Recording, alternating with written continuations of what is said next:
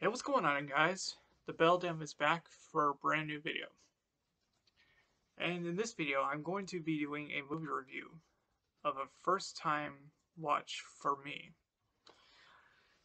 And that is going to be, this review is going to be for the 1988 film by Wes Craven, Shocker. Now, I literally just finished watching this a half hour ago. And this is a first time watch for me. I did not know what to expect. I had, from the synopsis, I kind of had an idea, but boy, this film goes into some strange places. But we'll get into all that. I just wanted to do like this really quick reaction review of it. So okay, I'm pretty sure a lot of you know what this film is about. In case some of you don't, it's basically about this mass murderer named Horace Pinker, who is this guy named Jonathan uh, Parker. Yeah. This guy named Jonathan Parker. His girlfriend is one of the unfortunate victims of Pinker's murders. So, and he wants to seek justice on him appropriately enough. So Pinker is caught and he's summoned to the electric chair. He's put to death by electrocution. And before his actual, before the actual commencement of the execution, there's a really bizarre scene in this, that takes place in his cell where he's summoning some kind of anxious. It looks like he's summoning some kind of electricity god or something. I don't know. I don't know what this is.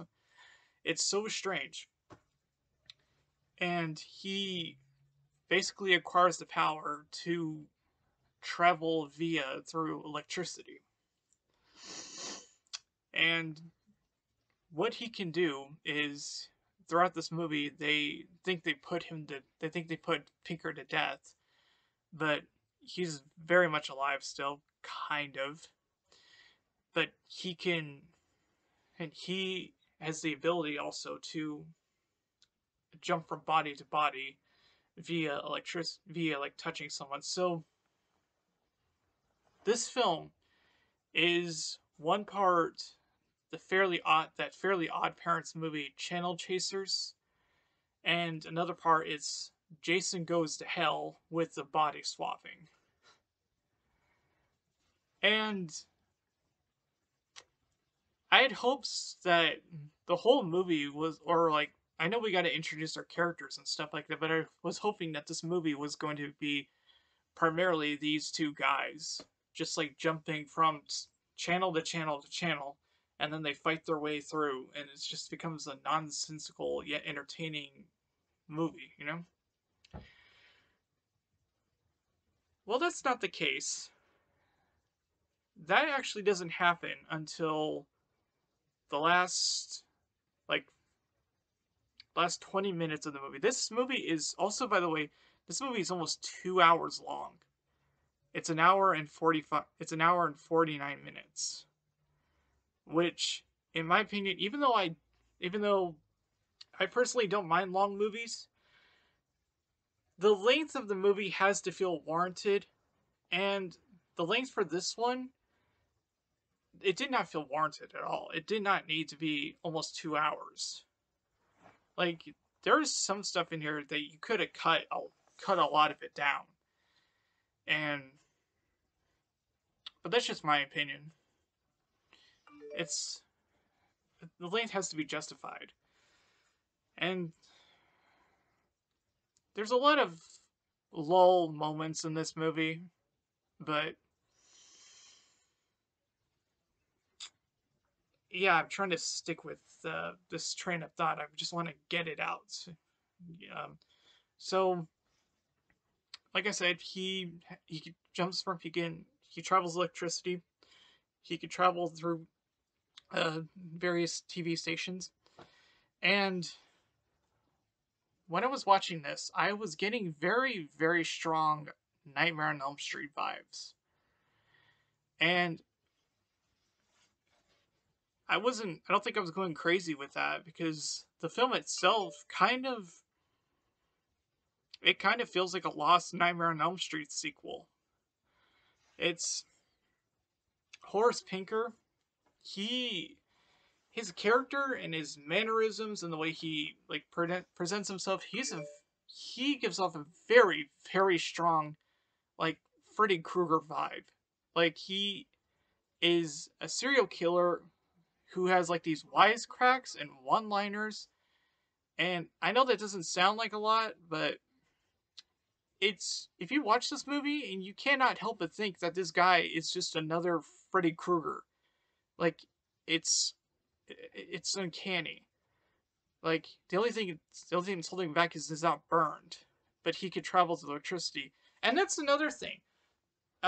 This movie also focuses a lot on dreams.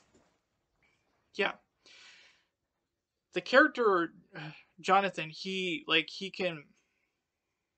can go in he can like engage into he can engage with Horace through like his dreams, visions, whatever you want to call them.